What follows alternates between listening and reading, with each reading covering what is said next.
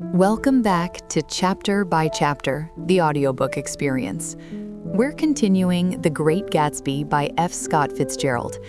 If this is your first time here, start from the beginning of this season and follow Nick Carraway's story from the very start. And if you've been with us since Chapter 4, welcome back. Follow the show so you never miss a chapter, and drop a comment with the classic you want us to read next. Now sit back and let's continue the story. Chapter 5. When I returned to West Egg that night, for a moment I feared my house was on fire. It was 2 o'clock and the entire corner of the peninsula was ablaze with light, casting an unreal glow on the shrubbery and creating thin, elongated reflections on the roadside wires. As I turned a corner, I realized it was Gatsby's house, illuminated from tower to cellar. At first, I thought it was another party, a wild gathering that had turned into a game of hide-and-seek or sardines in the box, with the entire house open to the fun. But there wasn't a sound, only the wind in the trees, which swayed the wires and made the lights flicker on and off, as if the house had winked into the darkness. As my taxi groaned away, I saw Gatsby walking toward me across his lawn. "Your place looks like the World's Fair," I remarked. "Does it?" He glanced at it absent-mindedly. "I've been peeking into some of the rooms. Let's head to Coney Island, old sport. We can take my car." "It's too late." "Well, how about a dip in the pool? I haven't used it all summer." "I need to get to bed." "All right."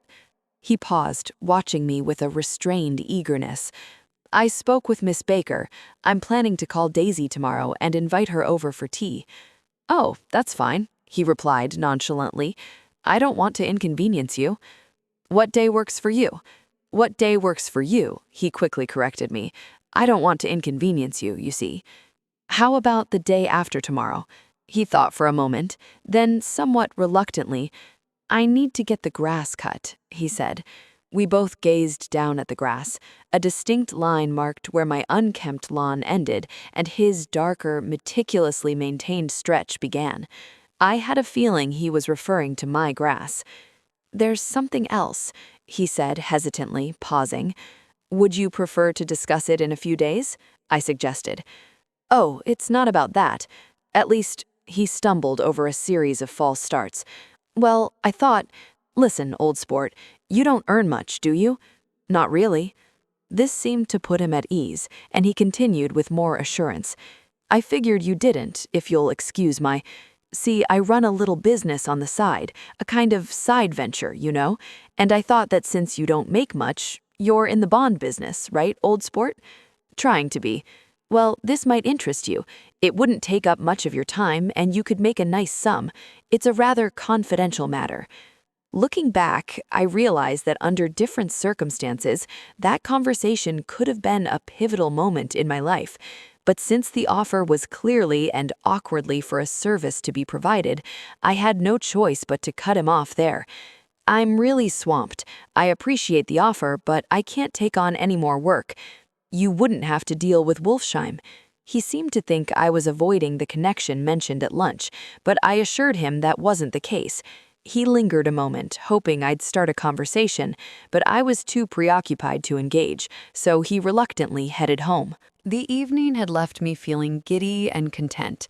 I think I drifted into a deep sleep as soon as I stepped through my front door, so I have no idea whether Gatsby went to Coney Island or how long he wandered through rooms while his house shone brightly.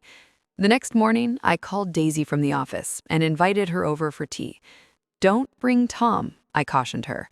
"What?" "Don't bring Tom." "Who is Tom?" she asked, feigning innocence. The day we planned was drenched in rain. At 11 o'clock, a man in a raincoat, pulling a lawnmower, knocked on my door and said Mr. Gatsby had sent him to cut my grass. This reminded me that I had neglected to tell my Finn to return, so I drove into West Egg Village, navigating through damp, whitewashed alleys, to find her and to pick up some cups, lemons, and flowers. The flowers turned out to be unnecessary, as at 2 o'clock, a delivery from Gatsby's greenhouse arrived, overflowing with countless arrangements. An hour later, the front door opened with a nervous creak, and Gatsby entered hurriedly, dressed in a white flannel suit, a silver shirt, and a gold-colored tie. His face was pale, with dark circles under his eyes, betraying a lack of sleep. "Is everything all right?" he asked immediately. "The grass looks fine, if that's what you're asking." "What grass?" he asked, confused. "Oh, the grass in the yard." He glanced out the window, but from his expression, I doubted he saw anything at all. "Looks very good," he commented absently. "One of the papers mentioned they thought the rain would stop around 4. I think it was the Journal. Do you have everything you need for the tea?" I led him into the pantry, where he cast a slightly reproachful glance at the fin. Together, we examined the dozen lemon cakes from the delicatessen. "Will these work?" I asked. "Absolutely, absolutely. They're perfect," he replied, adding a hollow, old sport. By 3:30, the rain had eased into a damp mist, with occasional thin drops drifting like dew. Gatsby stared vacantly at a copy of Clay's Economics, his attention divided between the Finnish footsteps shaking the kitchen floor and the blurred windows, as if unseen but unsettling events were unfolding outside. Eventually, he stood and, in a wavering voice, announced he was heading home. "Why's that?" "No one's coming for tea. It's too late." He glanced at his watch as though there was an urgent call on his time elsewhere. "I can't wait around all day." "Don't be ridiculous. It's just 2 minutes to 4. He sank back into his seat miserably, as if I had physically pushed him down, and at that moment, the sound of a car turning into my lane reached us. We both sprang up, and feeling a bit anxious myself, I stepped out into the yard. Under the dripping, bare lilac trees, a large, open car rolled up the drive and came to a halt. Daisy's face emerged, tilted beneath a 3-cornered lavender hat, her smile bright and ecstatic as she looked at me. "Is this truly where you live, my dearest?" Her voice was a wild, invigorating tonic in the rain, and I found myself following its melody up and down with my ear before her words fully registered. A damp strand of hair lay like a stroke of blue paint across her cheek, and her hand was wet with glistening drops as I helped her out of the car. "Are you in love with me?" she whispered close to my ear. "Or why else did I have to come alone?" "That's the secret of Castle Rackrent. Tell your chauffeur to disappear for an hour." "Come back in an hour, Ferdy." Then, with a serious murmur, "His name is Ferdy. Does the gasoline bother his nose?" "I don't think so," she replied innocently. "Why?" We went inside. To my utter surprise, the living room was empty. "Well, that's amusing," I said with a hint of surprise. "What is?"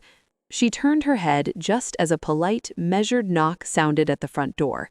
I went to open it. There stood Gatsby, as pale as a ghost, his hands buried deep in his coat pockets like anchors, staring at me with a tragic intensity. Without removing his hands from his pockets, he brushed past me into the hallway, pivoted sharply as if on a tightrope, and vanished into the living room. It was anything but amusing. My heart pounded loudly in my chest as I closed the door against the relentless rain. For a moment, silence reigned. Then from the living room came a sort of choked murmur and a half-formed laugh, followed by Daisy's voice, bright and unnaturally clear.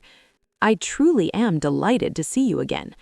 A pause followed, stretching unbearably. With nothing to occupy me in the hall, I entered the room.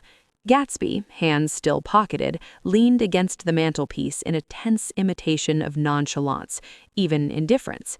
His head was tilted so far back it rested against the face of an old mantel clock, and from this awkward position, his troubled eyes fixed on Daisy, who sat, both frightened and poised, on the edge of a rigid chair. "We've met before," Gatsby muttered. His eyes flicked briefly to me, and his lips parted in a futile attempt at laughter. Fortunately, the clock chose that moment to lean precariously under the weight of his head. He turned quickly, catching it with shaky fingers, and carefully set it back in its place. Then he sat down stiffly, his elbow resting on the sofa's arm, his chin propped in his hand. "I'm sorry about the clock," he said. My face had turned a deep shade of red, and I couldn't summon a single ordinary phrase from the countless ones swirling in my mind. It's an old clock, I said, sounding foolish. For a brief moment, we all seemed to believe it had shattered on the floor. We haven't seen each other for many years, Daisy said, her voice as straightforward as ever. 5 years this coming November. Gatsby's automatic response pushed us all back into an awkward silence.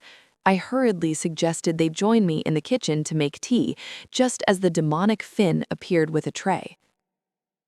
In the welcome chaos of cups and cakes, a certain physical decency took hold. Gatsby retreated into the shadows, watching Daisy and me with tense, unhappy eyes as we talked. But since calmness wasn't the goal, I seized the first opportunity to make an excuse and stood up. "Where are you headed?" Gatsby asked, his voice tinged with immediate concern. "I'll be back soon. I need to talk to you before you leave." He trailed me anxiously into the kitchen, shut the door, and whispered, "Oh, God," with a deep sense of despair. "What's wrong?" "This is a huge mistake," he said, shaking his head repeatedly. "A huge, huge mistake." "You're just feeling awkward, that's all," I reassured him, adding, "Daisy feels awkward too." "She's embarrassed?" he echoed, disbelief in his voice. "Just as much as you are. Keep your voice down." "You're behaving like a child," I snapped, losing patience. "And you're being rude. Daisy's sitting in there all by herself." He lifted his hand to silence me, his eyes filled with unforgettable reproach, and cautiously opened the door to return to the other room. I exited through the back, just as Gatsby had done during his nervous pacing half an hour earlier, and dashed toward a massive black tree, its dense leaves forming a canopy against the rain. The downpour continued, and my uneven lawn, meticulously trimmed by Gatsby's gardener, was dotted with small muddy patches and ancient marshes. There was nothing to see from beneath the tree, except Gatsby's vast house, so I stared at it, much like Kant contemplating his church steeple, for a full half hour. A brewer had constructed it during the height of the period craze, about 10 years prior, and there was a tale that he promised to cover 5 years' worth of taxes for all the nearby cottages if the owners agreed to have their roofs thatched with straw. Perhaps their refusal drained the enthusiasm from his ambition to establish a family legacy. He quickly fell into decline. His children sold the house with the black mourning wreath still hanging on the door. Americans, though willing, even eager to embrace a servile role, have always resisted being reduced to mere peasants. After half an hour, the sun re-emerged and the grocer's car pulled up Gatsby's drive, delivering the ingredients for his servant's dinner. I was sure he wouldn't touch a bite. A maid began opening the upper windows of his house, appearing briefly in each one, and from the large central bay, she leaned out and spat thoughtfully into the garden. It was time for me to return.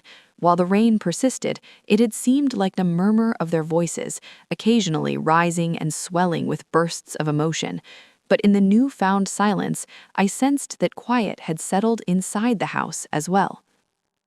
I entered, after making every conceivable noise in the kitchen, stopping short of toppling the stove, but I doubt they heard a thing. They sat at opposite ends of the couch, gazing at each other as if a question had been posed or lingered in the air, with all traces of awkwardness vanished. Daisy's face was streaked with tears, and when I walked in, she sprang up and began dabbing at it with her handkerchief in front of a mirror. But there was something about Gatsby that was utterly bewildering. He seemed to radiate light. Without uttering a word or making any triumphant gesture, a newfound vitality emanated from him, filling the small room with its presence. "Oh, hello, old sport," he greeted me, as though we hadn't crossed paths in years. For a moment, I thought he might reach out to shake my hand. "The rain stopped." "Has it?" When he grasped what I meant, noticing the playful glimmers of sunlight now dancing in the room, he smiled with the satisfaction of a weatherman, like a delighted admirer of the returning sun, and shared the news with Daisy. "What do you think of that? The rain stopped." "I'm glad, Jay." Her voice, rich with a poignant, sorrowful beauty, conveyed only her unexpected happiness. "I want you and Daisy to come over to my house. I'd like to show her around." "You're sure you want me to come?" "Absolutely, old sport." Daisy went upstairs to freshen up. Too late, I realized with embarrassment, thinking of my towels, while Gatsby and I waited on the lawn. My house looks good, doesn't it? Look at how the entire facade catches the light. I agreed. It was magnificent. Yes, his gaze swept over every arch and tower. It took me just 3 years to earn the money to buy it. I thought you inherited your wealth. I did, old sport, but I lost most of it during the big panic, the war panic. He doubtless wasn't fully aware of his words, for when I asked about his line of work, he said, "That's my business," before realizing it wasn't the right response. Oh, I've been involved in various ventures, he corrected himself.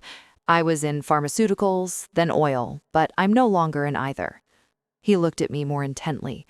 Have you been considering what I suggested the other night? Before I could respond, Daisy emerged from the house, the brass buttons on her dress shining in the sunlight. That enormous place? She exclaimed, pointing. Do you like it? I love it, but I can't imagine how you live there all by yourself. I always fill it with fascinating people, day and night, people who do remarkable things, famous people. Instead of taking the shortcut along the Sound, we went down to the road and entered through the grand side gate. With delightful murmurs, Daisy admired this or that feature of the castle-like silhouette against the sky, praised the gardens, the sparkling scent of jonquils, the frothy fragrance of hawthorn and plum blossoms, and the pale gold aroma of Kiss Me at the Gate. It was odd to reach the marble steps and find no flurry of bright dresses moving in and out of the door, and hear nothing but the voices of birds in the trees. Inside, as we wandered through rooms styled after Marie Antoinette and Restoration salons, I felt as though guests were hidden behind every couch and table, instructed to remain breathlessly silent until we had passed. As Gatsby closed the door of the Merton College Library, I could have sworn I heard the owl-eyed man burst into ghostly laughter. We went upstairs, through period bedrooms draped in rose and lavender silk and vibrant with fresh flowers, through dressing rooms, pool rooms, and bathrooms with sunken baths, intruding into one room where a disheveled man in pajamas was doing liver exercises on the floor. It was Mr. Klipspringer, the boarder. I had seen him wandering hungrily along the beach that morning. Finally, we reached Gatsby's own apartment, a bedroom and a bath, and an Adam's study, where we sat down and drank a glass of chartreuse he retrieved from a cupboard in the wall. He hadn't stopped gazing at Daisy, and I believe he reassessed everything in his home based on the reaction it elicited from her cherished eyes. At times, he looked around at his belongings with a bewildered expression, as if in her astonishing presence, none of it felt real anymore. Once, he almost stumbled down a flight of stairs. His bedroom was the simplest of all the rooms, except for the dresser adorned with a set of toiletries made from pure, muted gold. Daisy picked up the brush with delight and smoothed her hair, prompting Gatsby to sit down, cover his eyes, and start laughing. "It's the funniest thing, old sport," he said with a burst of laughter. When I try to... He had visibly transitioned through 2 emotional states and was entering a third. After his initial embarrassment and irrational joy, he was now filled with awe at her presence. He had been consumed by the idea for so long, dreaming it through to the very end, waiting with a kind of fierce intensity. Now, in the aftermath, he was unwinding like an overwound clock. Regaining his composure in a moment, he opened 2 large patent cabinets for us, revealing his collection of suits, dressing gowns, and ties, with shirts stacked like bricks, a dozen high. "I've got a man in England who buys my clothes. He sends over a selection at the start of each season, spring and fall." He pulled out a stack of shirts and began tossing them before us, one by one, shirts of delicate linen, luxurious silk, and fine flannel. As they fell, they lost their creases and spread across the table in a vibrant, chaotic array. While we admired them, he continued to bring more, and the soft, opulent pile grew higher. Shirts adorned with stripes, scrolls and plaids in shades of coral, apple green, lavender, and pale orange, each marked with monograms in deep indigo. Suddenly, Daisy buried her face in the shirts and began to cry uncontrollably. "They're such beautiful shirts," she sobbed, her voice muffled by the thick fabric. "It makes me sad because I've never seen such beautiful shirts before."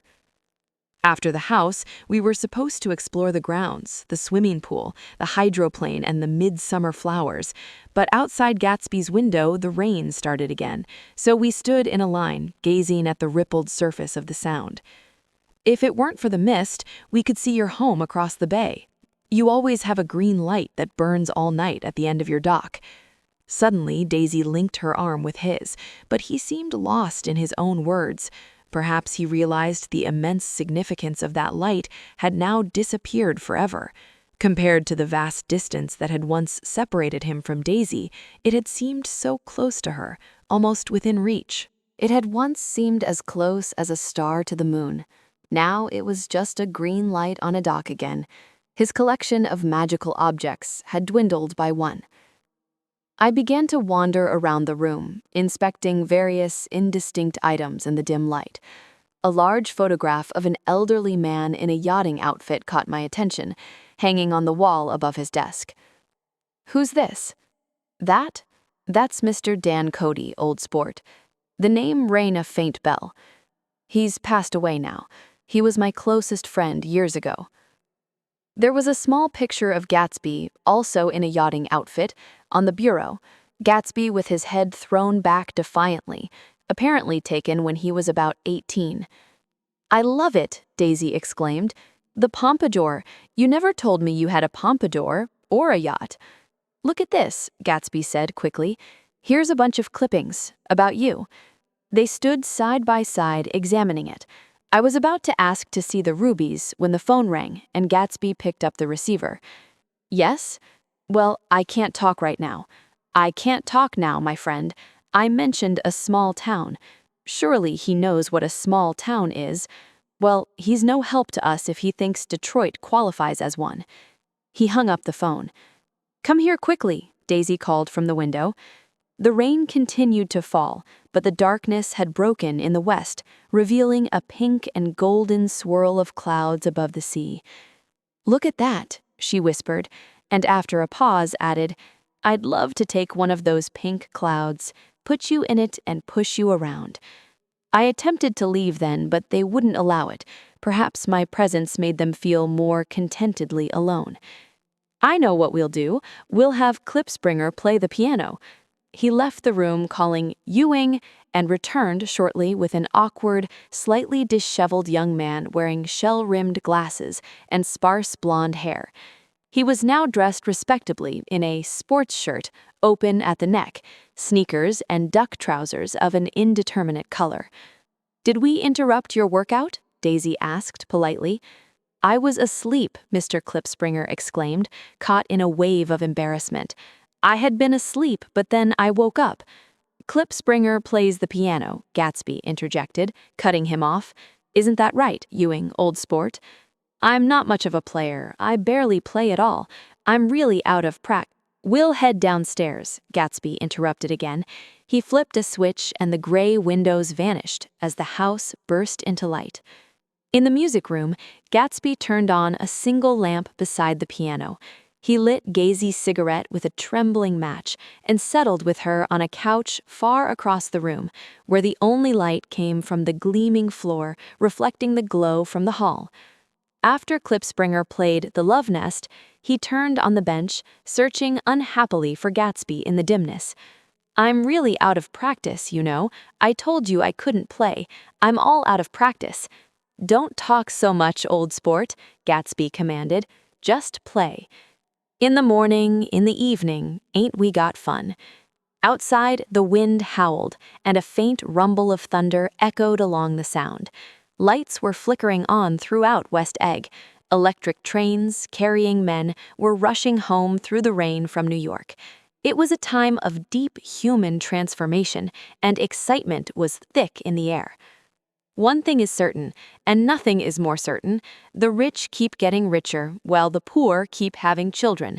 Meanwhile, in the space between, as I approached to say goodbye, I noticed a look of confusion had returned to Gatsby's face, as if a subtle doubt had crept in about the nature of his current happiness. Almost 5 years had passed. Surely, even that afternoon, there were moments when Daisy fell short of his dreams, not by any fault of her own, but because of the immense vitality of his illusion. It had surpassed her, surpassed everything. He had invested himself with it a fervent creativity, constantly embellishing it with every bright detail that came his way. No amount of reality or novelty can compete with what a man can hoard in his ethereal heart. As I observed him, he seemed to adjust himself slightly, visibly. His hand clasped hers, and as she whispered something softly in his ear, he turned to her with a surge of emotion. I believe it was her voice that captivated him most, with its shifting, feverish warmth, because it was beyond the reach of dreams. That voice was an eternal melody. They had forgotten my presence, but Daisy glanced up and extended her hand. Gatsby no longer recognized me at all. I looked at them once more, and they returned my gaze distantly, consumed by an intense vitality. Then I left the room, descended the marble steps into the rain, leaving them there together. And that brings us to the close of Chapter 5 of The Great Gatsby by F. Scott Fitzgerald. 5 years of longing, and it came down to an awkward afternoon in a living room, a ticking clock nearly falling off a mantelpiece, and a man who couldn't stop shaking. We watched Gatsby fall apart and put himself back together in the span of an hour. We saw the green light lose its magic the moment it was no longer something to reach for. And we watched Daisy bury her face in a pile of beautiful shirts and weep, not because she was sad, but because after all this time, it was real. But there's a line that stays with you. Gatsby had dreamed of this moment so completely for so long that the real thing could never quite match what he had built in his mind. The dream was always going to be more perfect than the woman. And somewhere in that gap between the dream and the reality, the tragedy of this story is already quietly beginning. Thank you for listening to Chapter by Chapter, the audiobook experience.